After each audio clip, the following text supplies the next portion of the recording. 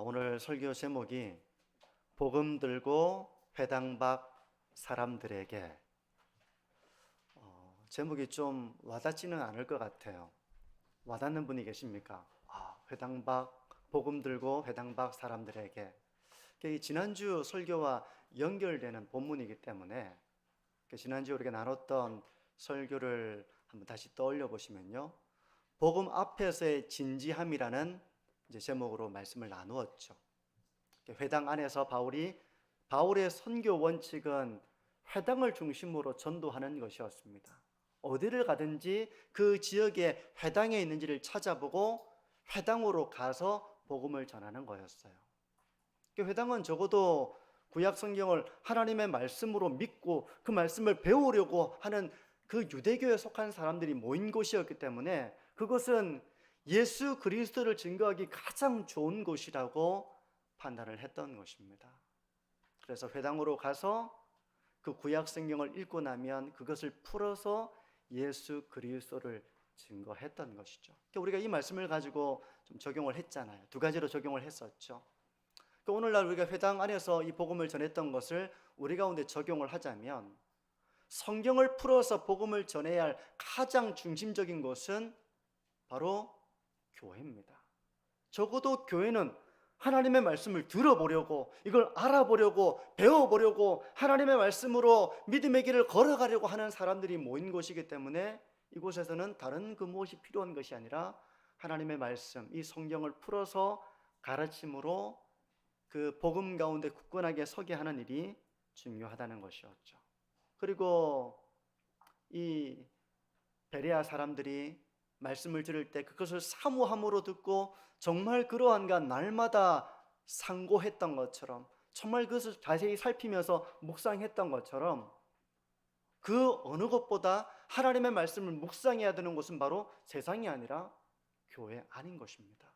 세 가지들 뿐만 아니라 이미 신앙의 길을 걸어가는 우리 모두가 하나님의 말씀을 사모함으로 받고 그 말씀을 상고하는 이 길을 걸어가야 하는 곳은 세상 밖이 아니라 그 무엇보다 교회 안인 것이죠. 오늘 설교는 바로 지난주 설교와 연결되는데요, 지난주가 바로 회당 안에서의 이 복음을 증거하고 그 복음을 진지하게 받아들이고 하는 그런 내용이었다면, 오늘 본문은 회당 밖의 사람들에게 바울이 어떻게 그들에게 복음을 들고 나아갔는가 하는 점이기 때문에 연결이 됩니다. 그러니까 그 대상은 약간 다르겠죠. 회당 안에 있는 사람들과 회당 밖의 사람들이었는데, 회당 안의 사람들에게는 성경을 풀어서 복음을 전했다면, 회당 밖에 있는 사람들은 성경이 뭔지도 모르고 성경에 관심도 없고 성경에 권위를 부여하지도 않는 이런 사람들인데, 어떻게 바울이 그들에게 다가갔으며 그들에게 어떤 메시지를 전했느냐 하는 것입니다. 우리가 이걸 오늘 잘 좀 들여다본다면 믿지 않는 사람들에게 우리가 어떻게 복음으로 한 걸음씩 나아가야 될 것인지에 대한 그런 비전을 발견할 수 있을 뿐만 아니라, 또 오늘 내용은 이미 믿지 않는 사람들에게 우리가 어떤 메시지를 들고 나갈 것인가 하는 거기에만 한정된 것이 아니라 사실 우리에게도 유익한 부분이에요. 우리에게도 유익한 부분입니다. 오늘 본문의 배경은 아덴이라고 하는 도시에서 이제 사건이 펼쳐지는데요, 우리는 이제 우리말 성경은 아덴이라고 번역하고 있지만 아테네입니다. 이 아테네 잘 아시죠? 그리스 아테네. 아테네 하면 뭐가 생각나십니까? 아테네는 철학의 도시로 알려져 있죠. 기본적으로 그리스 아테네에는 많은 철학자들이 이제 성행을 했었고요. 지금 이 아테네에는 오늘 본문에서 보면 그런 철학자들이 등장을 합니다. 먼저 16절을 보시면요, 오늘 아마 그 자막이 없을 것 같아요. 일단 있는 거는 보시고요, 성경을 보셔도 됩니다. 16절을 보시면, 바울이 아덴에서 그들을 기다리다가 그 성에 우상이 가득한 것을 보고 마음에 격분하여. 이 아테네는 어떤 도시였는가 하면 우상이 가득한 그런 도시였습니다. 우상이 너무 많은 그런 도시였던 거예요. 신이 한둘이 아닙니다. 성도님들 이제 그리스 로마 신화 이런 걸 보면 신이 상당히 많이 등장하잖아요. 이 아테네는 신이 너무나도 많은 그런 도시였어요. 한둘이 아닙니다. 우상이 가득한 겁니다. 여기도 신전이 있고 저기도 신전이 있고 하는 그런 것이 가득한 그런 도시였다는 것입니다. 그런가 하면 또 아테네는 어떤 도시였는가 하면 말씀드린 것처럼 철학의 도시이기도 했어요. 철학. 18절 상반절을 보시면요, 이런 말씀이 나옵니다. 어떤 에피쿠로스와 스토아 철학자들도 바울과 쟁론할세, 이렇게 말씀을 하고 있거든요. 아마 우리 고등학생 청년들 정도 되면 아마 이 에피쿠로스 스토아 학파에 대해서 다 이제 고등학교 윤리 시간에 아마 다 배웠을 거라고 보고요. 우리 작년 성도님들도 아마 에피쿠로스와 스토아에 대해서 들어보신 분이 계시겠죠.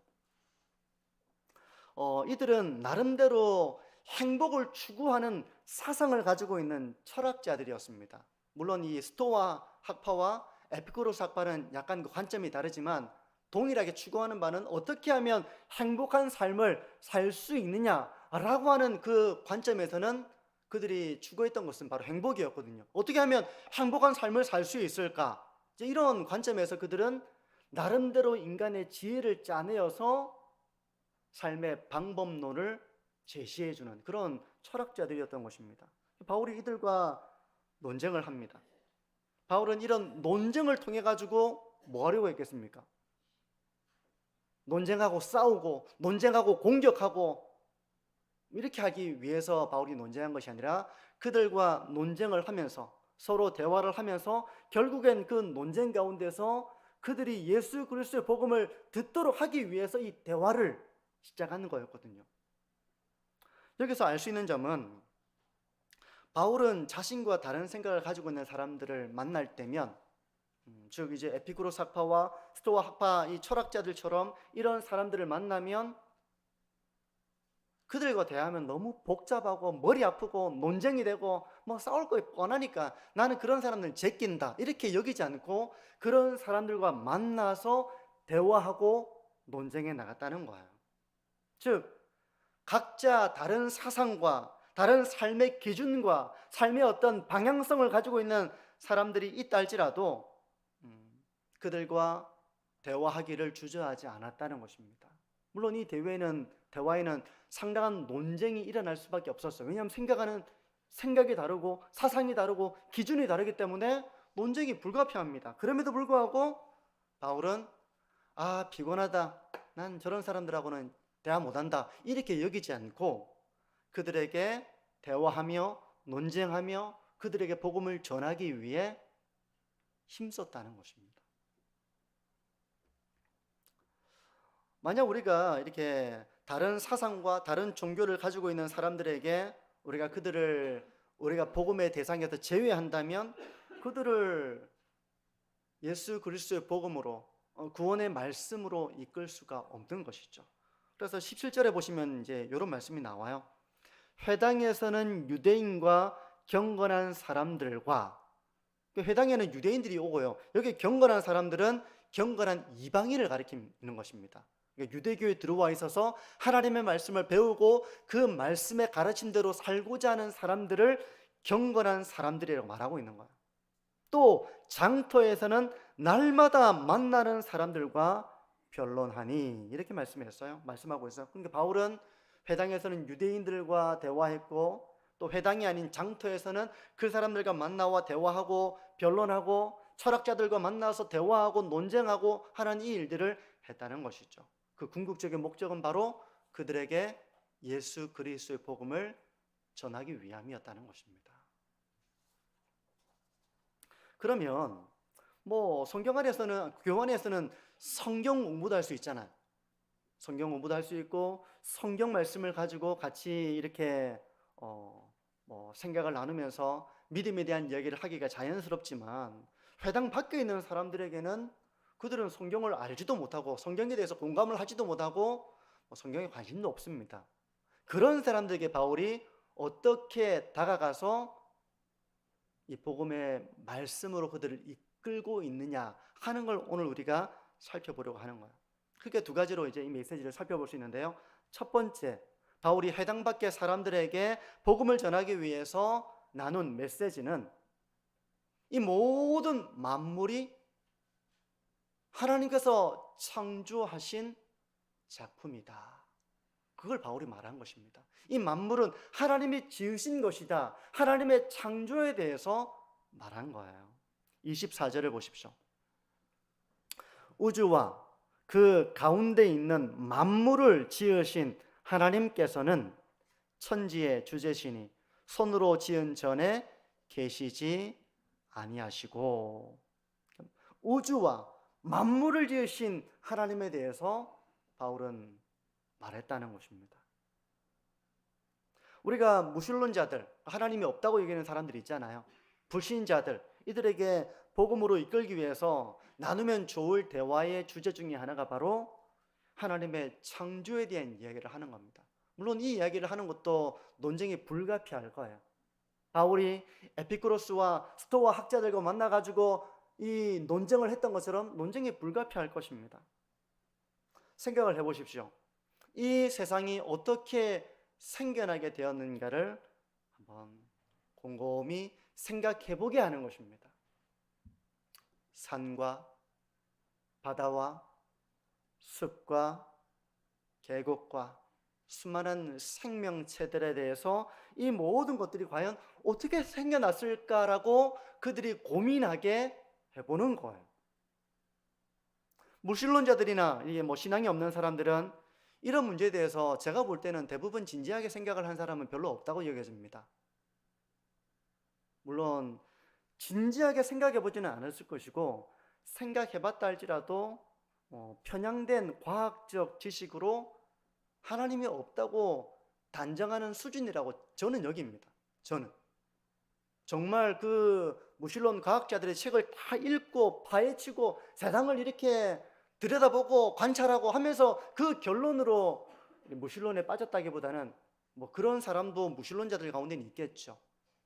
근데 대부분의 사람들은 저는 그렇게 진지하게 그런 책을 다 읽어 나가면서 공부해 나가면서 학습해 나가면서 그 무신론의 사상이 저는 형성되었다고는 생각하지 않거든요. 만약 무신론자들이나 신앙이 없는 사람들이 만약에 이런 주제를 가지고 논쟁에 온다면, 하나님이 어디 있냐? 어떻게 만물을 하나님이 창조하셨냐? 이 세상이 어떻게 하나님이 만드신 것이냐? 라고 만약에 이 일을 제기하고 논쟁을 해온다면 어떤 이야기를 하시겠습니까?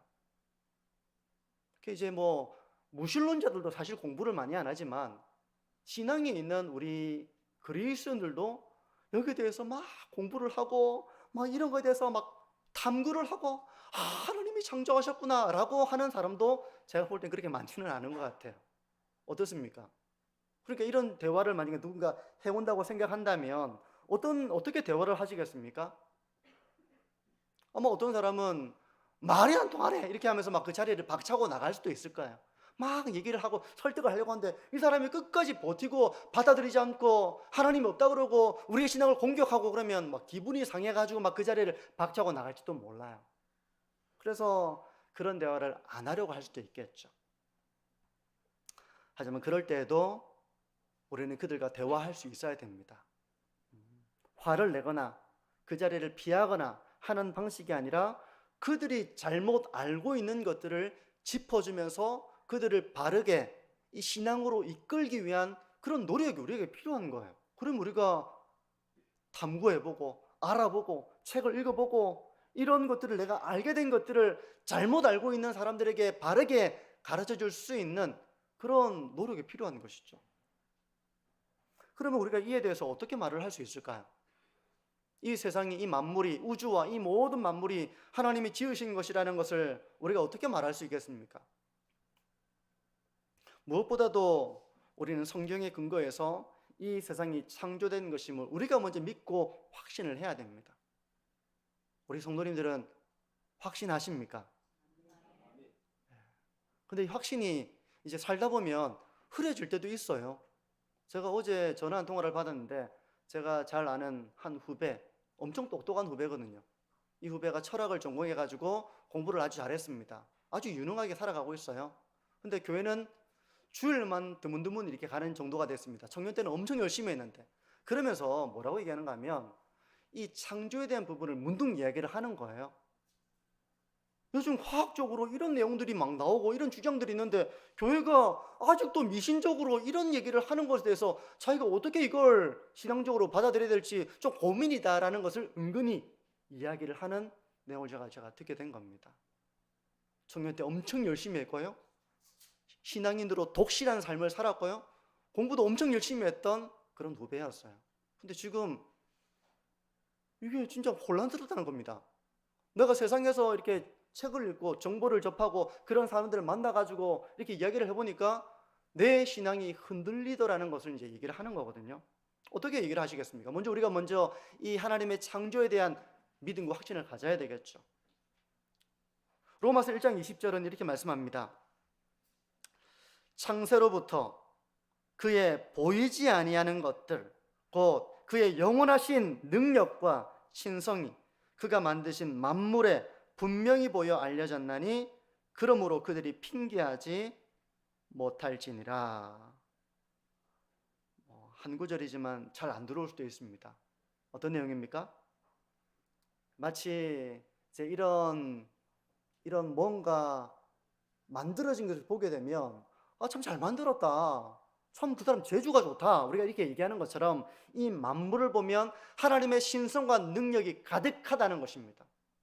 이게 우연히 만들어진 것이 아니라 지혜롭고 아름답고 그런 창조주에 의해서 이것이 정말 아름답게 빚어지고 만들어졌구나라고 할 만한 이 세상의 모습이기 때문에 그 누구도 하나님이 없다고 핑계하지 못한다는 것이 성경이 증거하고 있는 내용입니다. 사도가 말하고 있는 것이죠. 근데 과학적으로 하나님이 없다고 하는 사람들은 이 우주와 이 세상이 어떻게 만들어졌다고 믿는지 아십니까? 이제 그것도 믿음이죠, 일종의. 어떻게 이제 이 세상이 생겨났다고 이해하는지 아십니까? 우리 성도님들. 네. 모르시는 분들은 오늘 한번 여기에 대해서 깊이 말씀드리기는 어렵겠지만 이 우주와 이 만물은 어느 날입니다. 어느 날. 언제인지 몰라요. 어느 날. 우연입니다. 우연히. 뭔가 이렇게 우연히 대폭발을 통해 가지고 이 우주와 만물이 생겨났다고 주장하는 겁니다. 근거가 있겠죠, 나름대로. 어느 순간 이 우주와 만물이 대폭발을 통해 가지고 이렇게 생겨나게 되었다고 주장합니다. 이게 바로 빅뱅 이론입니다. 빅뱅 이론. 과학자들이 하는 주장이에요. 왜 이런 주장을 하는가? 믿어지십니까, 이게? 어느 날 갑자기 대폭발을 통해 가지고 태양도 생기고 우주에 있는 모든 행성들이 생기고 이 세상이 만들어졌다고 그들은 생각을 한다는 거예요. 이게 빅뱅 이론입니다. 상당히 과학적인 이론이에요. 근데 왜 이런 주장을 하게 되는가? 그 근거를 보면 우주가 팽창한다는 데 있어요. 팽창. 우주가 시간이 지날수록 점점 팽창해 나간다는 것입니다. 점점점 팽창해 나가는 걸 보게 되면 이제 이걸 가지고 가설을 세우는 것이죠. 팽창해 가니 저 과거 영원과 같은 그 과거로 가다 보면 어느 순간 이게 축소되어지면서 어느 순간 한 점과 같이 있지 않았을까라는 것이 대폭발 이론입니다. 그게 어느 순간 뻥 터져서 우주와 만물이 생겨나게 되었다는 것입니다. 여러분, 이게 과학자들이 하는 주장입니다. 그리고 이런 과학자들의 주장을 많은 사람들은 신봉합니다. 과학이야, 그게 과학이야, 이렇게 얘기를 한다는 것입니다. 저는 이거 되게 부당하다고 생각이 들어요. 이런 사람들이 막 방송을 매체를 통해 가지고 이런 과학자라고 하는 어떤 권위를 가지고 그런 것들을 함부로, 그 이론입니다. 이론. 확인될 수도 없어요. 가설입니다. 이론과 가설을 가지고 과학이란 이름으로 이제 그런 얘기를 하고 있는 거예요. 한 유명한 기독교 사상가는 우연히 세상이 이렇게 되었다라고 하는 것은 이렇게 비유를 합니다. 쓰레기통을 휩쓸고 간 태풍으로 인해 가지고 보잉 747이 만들어졌다고 말하는 것과 같다. 마치 이제 대폭발을 통해서 우연과 우연을 거듭해 가지고 이렇게 아름다운 세상이 만들어졌다라고 그런 이론을 펼치는 것은 어느 날 태풍이 지나가고 나서 완전 그 쓰레기 같은 것들이 다 막 바람이 휘날리다가 어느 순간 보잉 747 그 아시죠? 하늘을 날아다니는 비행기. 그게 만들어졌다고 주장하는 것과 다를 바가 없다. 그렇게 한 기독교 사상가는 말하기도 합니다. 터무니없다는 것이죠. 대폭발을 통해 가지고 이런 질서정연하고 조화롭고 아름다운 세상이 만들어졌다고 주장하는 것이 어불성설이다는 이제 그런 말인 것입니다. 여러분, 지구를 보시면 지구는 늘 자전을 합니다. 하루 24시간 자전 주기를 가지고 있죠. 공전을 합니다. 365일 1년이라고 하는 주기를 가지고 계속 태양계를 돌고 있습니다. 돌면서 계절이 바뀝니다. 그래서 우리가 다음 주에 이제 10월 26일 날 이제 우리가 단풍 구경하러 가잖아요. 그걸 예측할 수 있는 게 뭡니까? 이게 일정한 궤도를 가지고 그 때가 되면 계절이 바뀌고 이렇기 때문에 우리가 그걸 예측할 수가 있는 겁니다. 그 자연 만물의 질서와 조화와 그런 걸 우리가 예측할 수 있는 거예요. 지금도 일정한 간격으로 그 궤도를 벗어나지 않고 돌고 있고, 이것이 1도만 벗어나든지 조금만 벗어나든지 뭐 하면 비강기가 오든지 아니면 뭐 다 죽어버리든지 그렇다고 말을 하거든요. 근데 그렇지 않고 일정한 궤도를 지금도 아주 질서정연하게 조화롭게 그렇게 이 우주는 만물은 움직이고 있는 것입니다. 이것이 이런 질서와 조화가 대폭발을 통해 가지고 우연히 이렇게 된 것이다 라고 하는 것이 사실 설득력이 없지만, 하나님이 없다고 생각하는 사람들은 그게 유일한 근거가 되는 거예요. 비록 우리가 하나님의 창조를 주장하면서 무신론자들을 다 설득하지 못할 것입니다. 저는 그렇게 생각해요. 우리가 아무리 과학적인 지식을 섭렵하고 그들의 주장을 반박하고 그들의 잘못된 것을 짚어내고 이런 주장도 있다, 그런 주장은 잘못된 것으로 판명이 됐다라고 우리가 무장이 된다 하더라도 이런 설득으로 그들을 신앙으로 이끄는 데는 한계가 있습니다.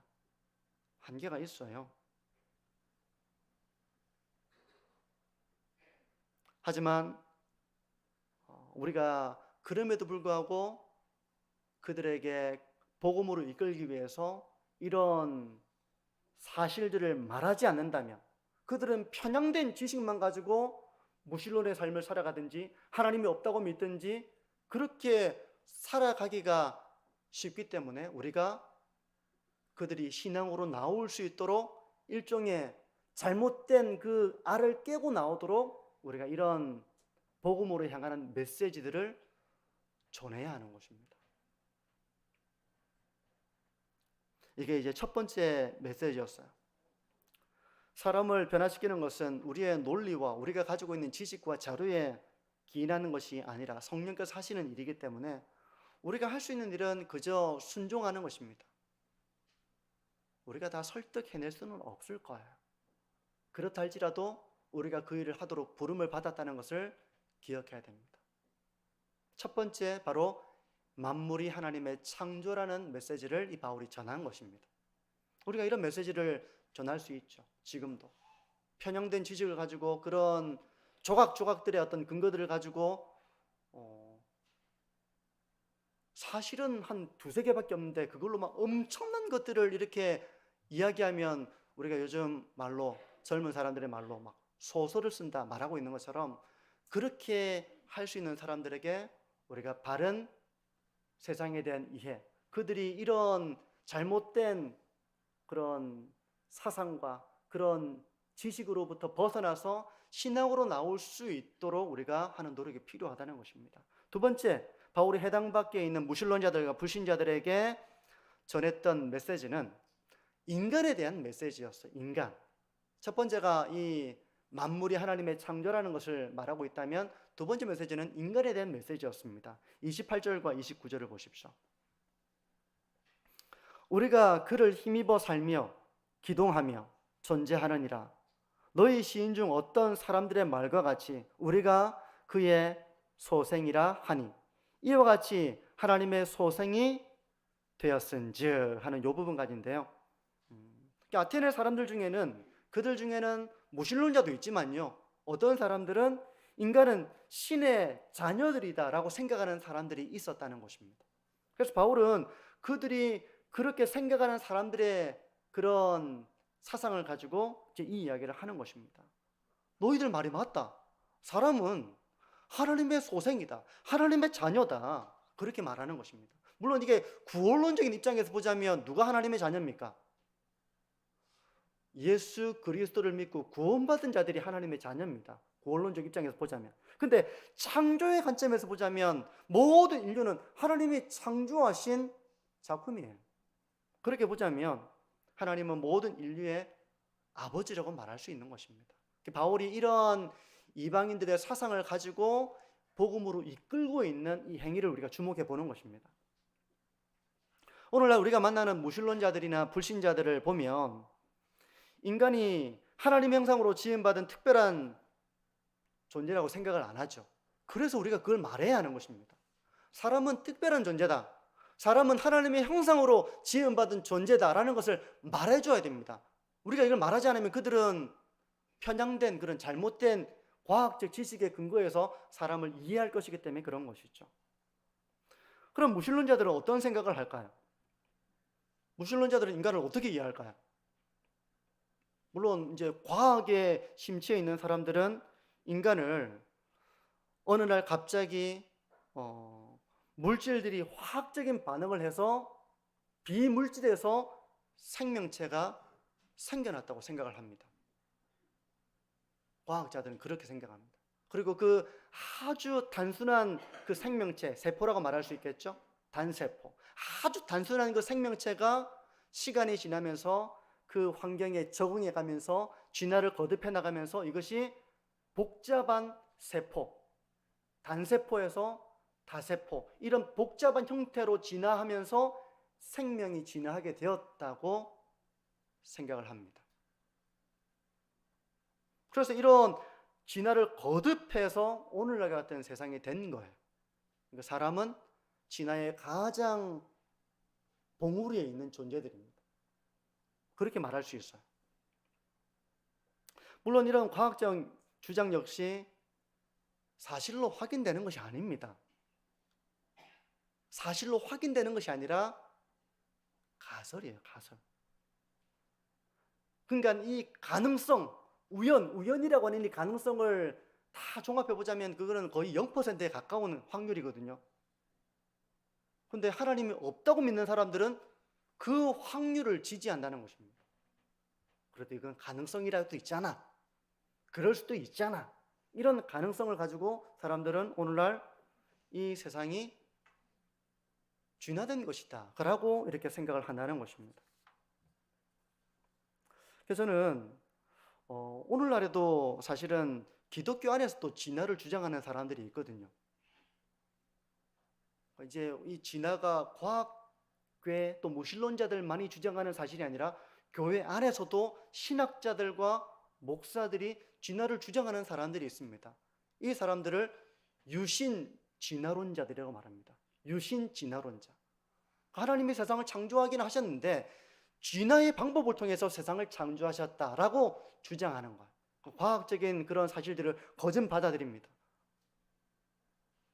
근데 저는 이것이 잘못됐다고 생각하거든요.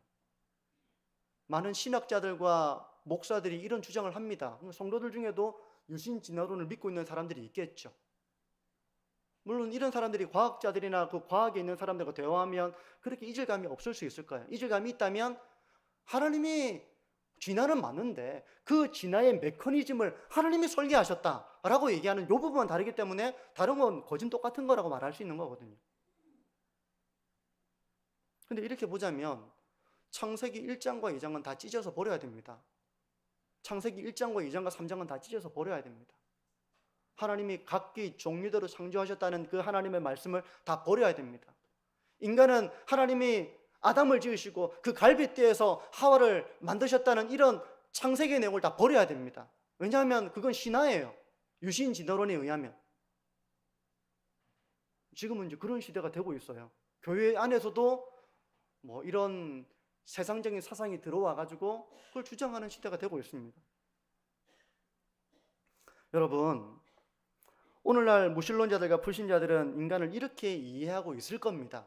뭐 생각이 없는 사람도 있겠죠. 몰라, 뭐 머리 아파 이렇게 하는 사람도 있겠지만, 그래도 뭔가 이 세상을 이해하려고 뭔가를 결정해야 된다면 이 희박한 가능성의 과학적인 가설을 가져와 가지고 인간은 진화된 것이다. 오늘날 물질이 생명이 생겨나게 되었고 그 생명이 막 진화해 가지고 오늘날에 이른 것이다 라고 하는 이런 가설을 받아들이고 있는 사람들이 많을 거예요. 무신론자들과 불신자들 중에는.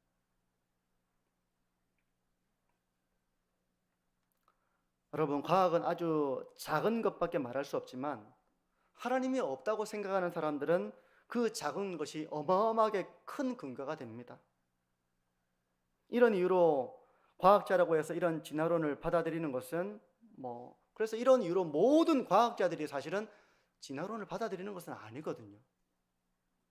순수 과학자들 중에도 하나님의 창조를 믿는 사람들이 많다는 것을 아실 겁니다.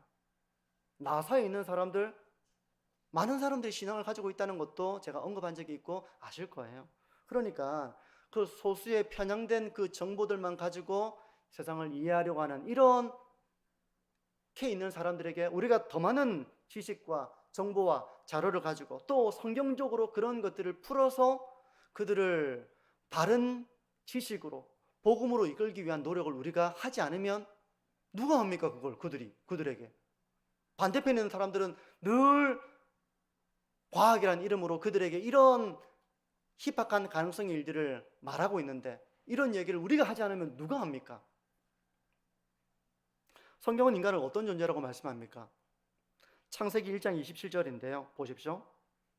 하나님이 자기 형상, 곧 하나님의 형상대로 사람을 창조하시되 남자와 여자를 창조하시고, 그러니까 인간이 하나님으로부터 창조된 특별한 존재라고 성경은 말씀합니다. 하나님의 형상으로 지음받았다는 표현은 사람에게밖에 없습니다.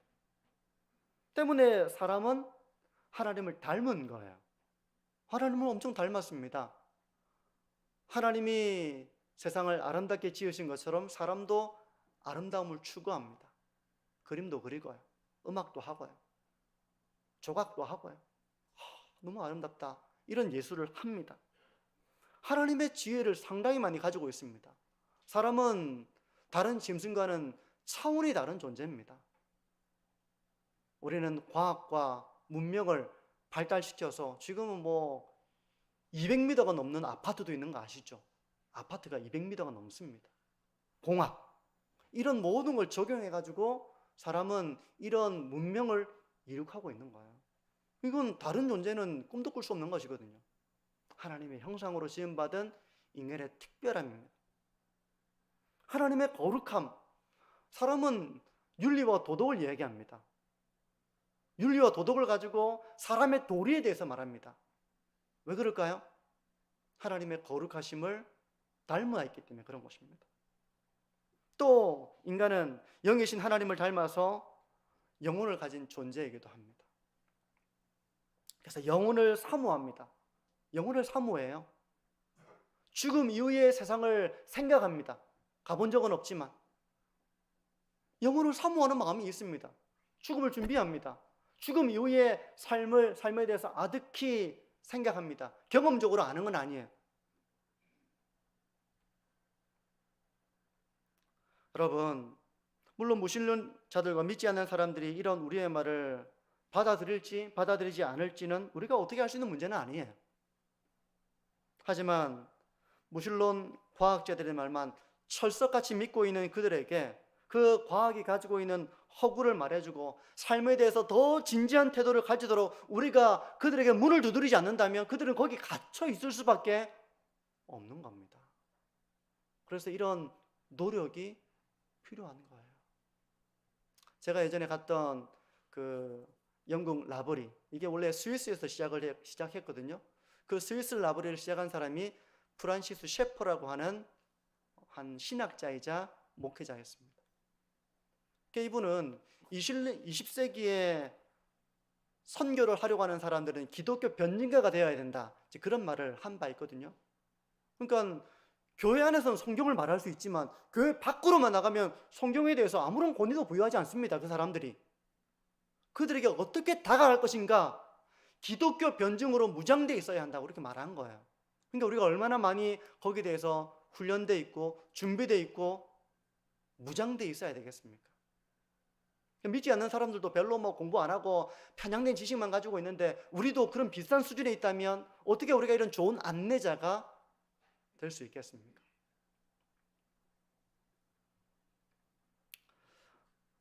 뭐 한 가지 더 있지만 이 정도에서 오늘 말씀을 좀 마무리를 짓겠습니다.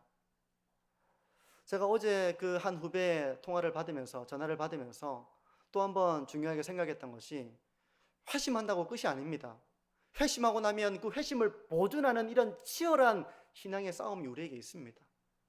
이미 저 사람은 교회 가운데 들어가고 신앙을 가지고 있으니 이제는 신경 안 써도 되는구나. 계속 우리는 바깥에 있는 사람들을 전도하자.